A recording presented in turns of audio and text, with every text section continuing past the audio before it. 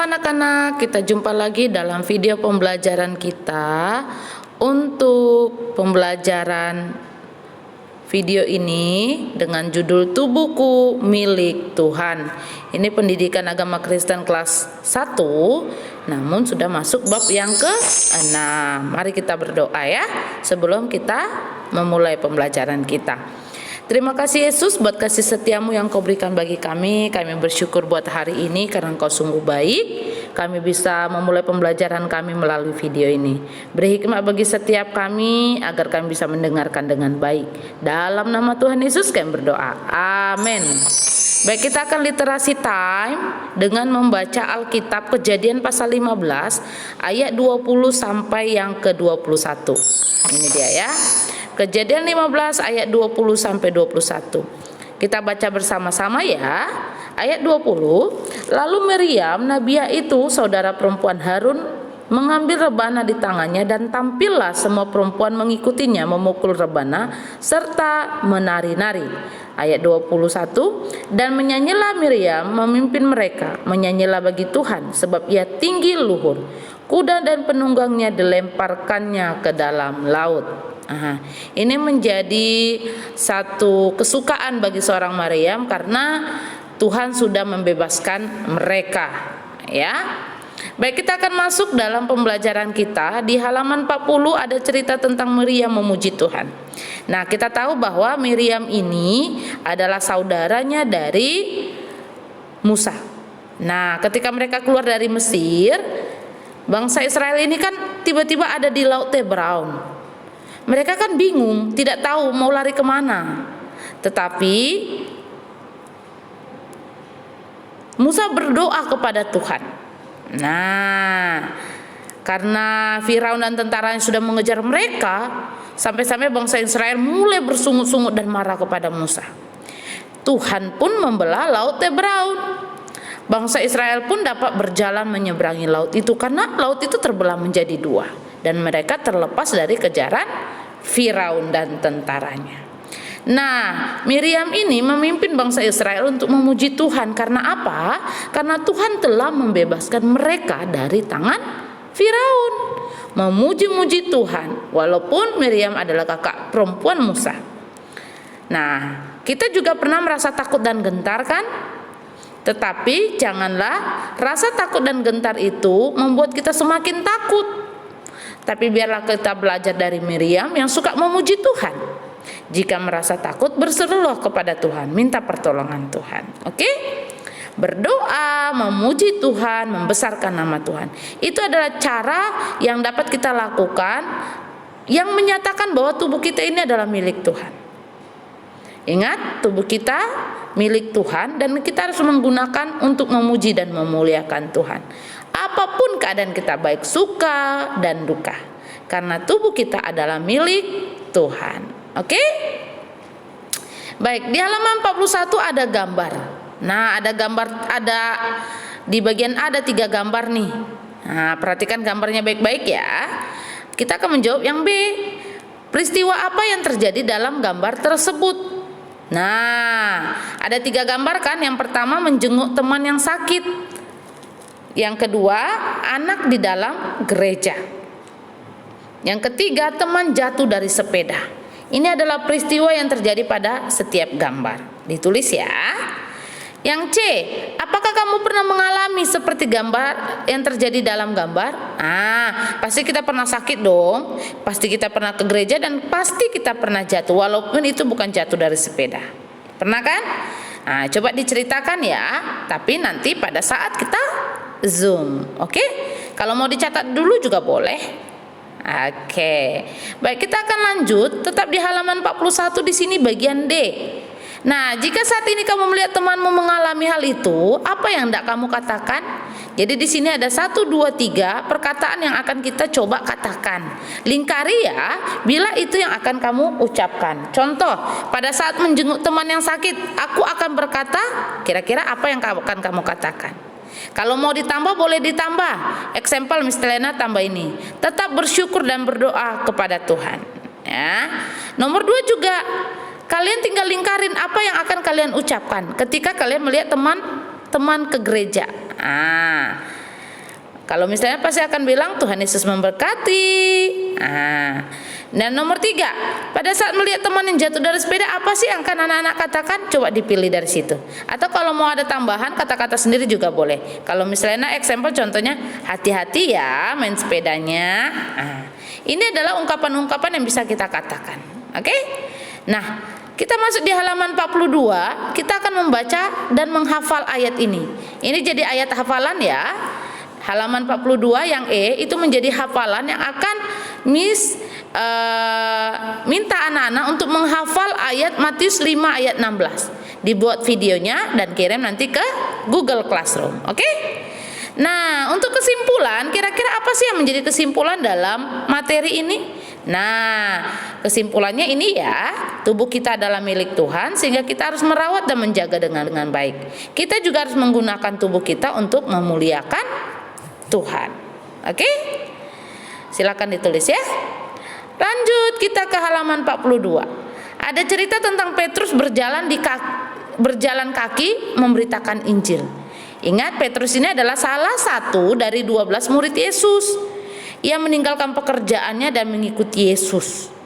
Nah, Petrus pernah menyangkal Yesus sampai 3 kali loh sebelum ayam berkokok. Tetapi ia telah bertobat. Ia melayani Yesus dengan sepenuh hati. Ia tidak takut meskipun harus menderita dan dianiaya.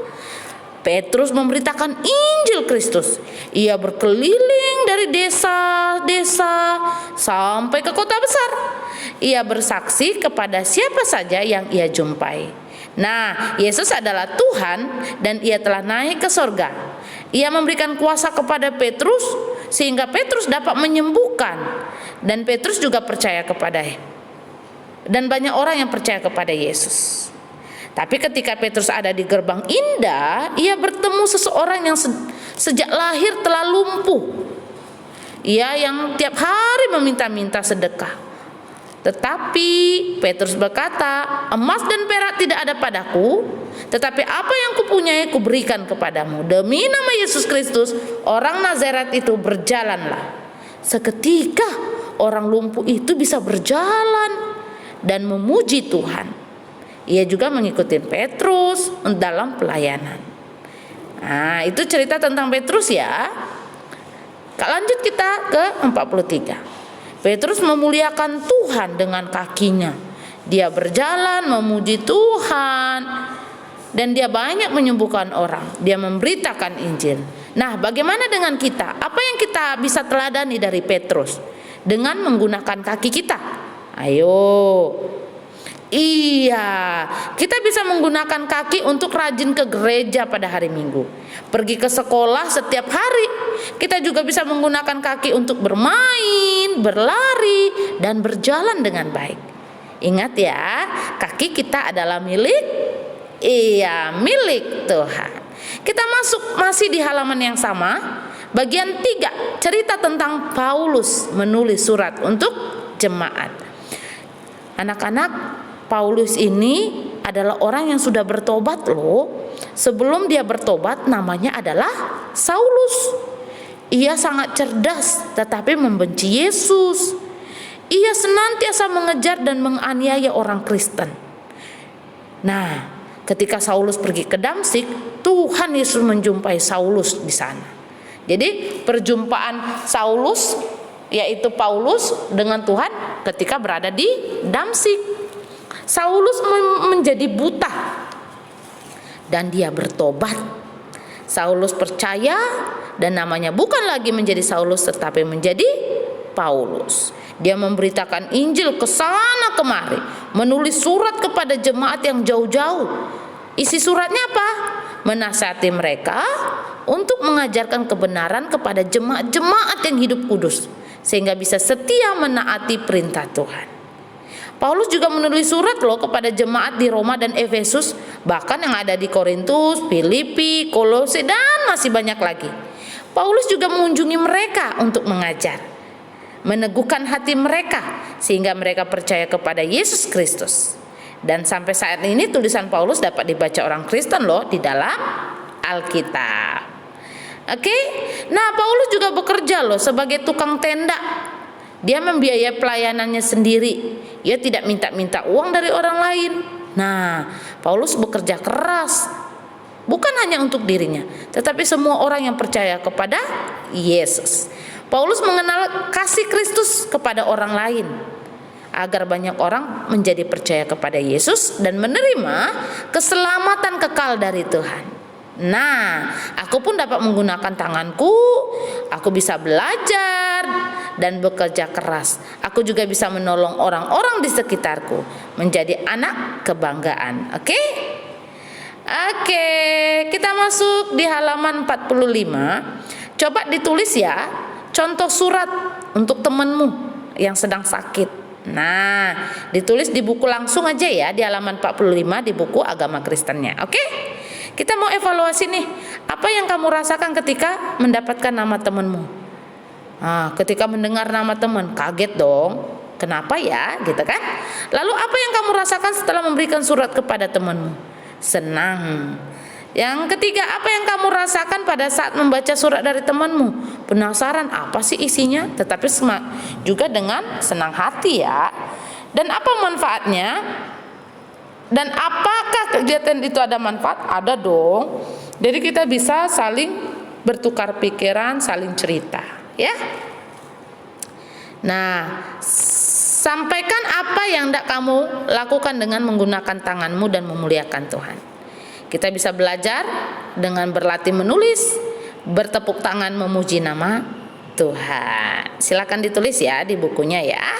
Itu halaman 45. Kita masih di halaman 45 tentang cerita Maria tekun mendengarkan ajaran Yesus.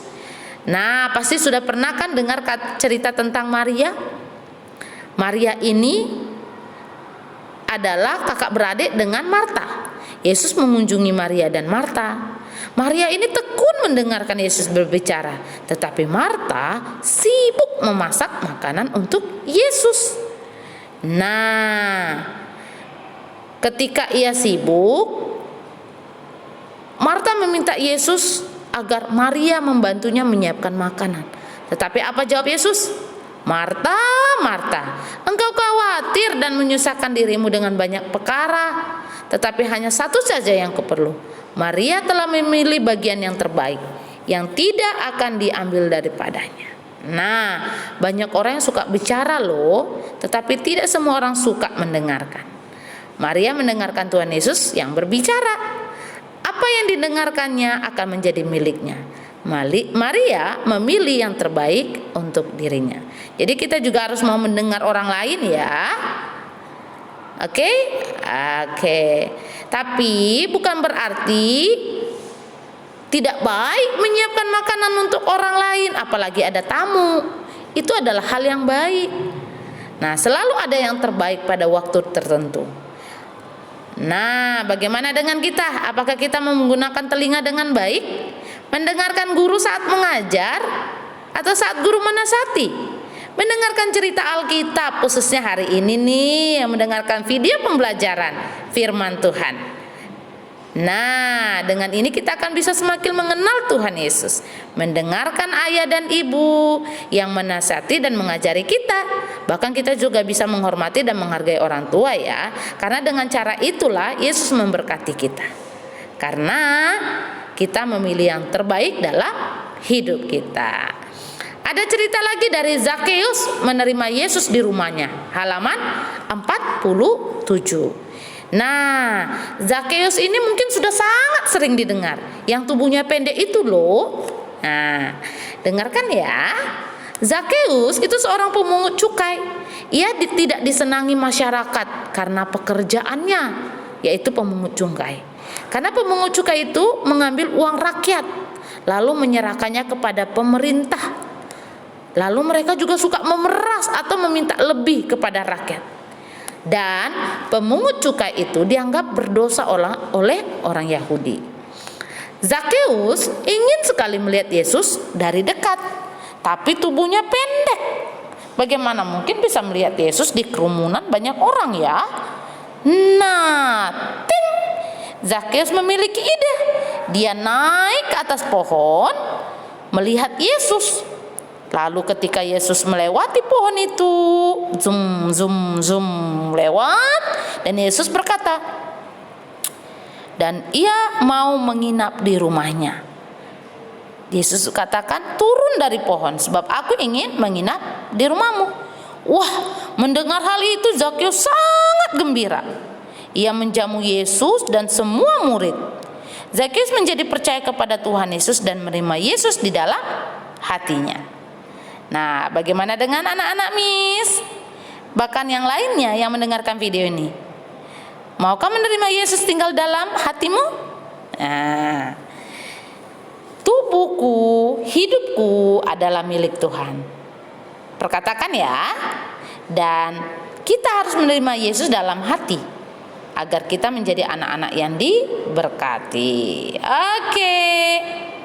Halaman 48 ada cerita tentang narwastuku untuk Tuhan Yesus. Ini ada cerita loh bahwa Yesus sedang berada di rumah Simon.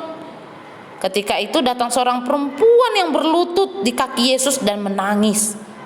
Perempuan itu membawa botol minyak narwastu. Wow. Anak-anak tahu nggak kalau minyak narwastu itu adalah minyak yang paling mahal pada waktu itu. Perempuan itu meminyaki kaki Yesus dengan minyak itu dan melapnya. Menyeka itu artinya melap ya, dengan rambutnya. Wah, dan hanya orang yang kaya memiliki minyak narwastu pada waktu itu ya, karena harganya itu sangat besar. Tetapi perempuan itu tidak peduli dengan harganya. Ia memberikan yang terbaik untuk Tuhan. Karena apa? Karena dia tahu kasih Tuhan tak sebanding, karena Tuhan sudah mengampuni dosa-dosanya. Oke, kita masuk halaman 48. Aku, anggota tubuhku adalah pemberian Tuhan. Manusia memuliakan Tuhan dengan anggota tubuhnya. Semua yang dilakukannya untuk Tuhan. Nah, jika memuji Tuhan, menyanyilah dengan baik. Jika bekerja, bekerja keraslah dengan setia. Jika berbicara, berkatalah yang benar. Jika hendak bercerita, ceritalah kasih Yesus. Buanglah kemalasan, belajarlah sungguh-sungguh. Apapun yang kita lakukan yang terbaik, sama halnya seperti minyak di kaki Yesus dengan minyak narwastu itu, dan menyeka kaki Yesus dengan rambutnya. Ia lakukan semua yang terbaik dengan tubuhnya, hanya untuk memuliakan Tuhan. Oke, kita masuk ke halaman 49 menjadi video pembelajaran kita yang terakhir, yaitu refleksi menghafal ayat 1 Korintus 6 ayat 20. Ini ya, menjadi ayat hafalan ya. 1 Korintus 6 ayat 20. Sebab kamu telah dibeli dan harganya telah lunas dibayar. Karena itu muliakanlah Allah dengan tubuhmu. Jadi tadi ada video ada ayat hafalan 1 tambah ini 1, jadi ada 2 ayat hafalannya ya.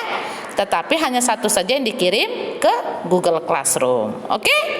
Baik, untuk penugasan ini, waktu kita bertemu di Zoom, kita akan menulis sebuah doa sebagai janji bahwa anak-anak Miss akan menggunakan tubuh dengan baik. Itu akan kita tulis di notebook agama. Oke? Tugas pada saat Zoom.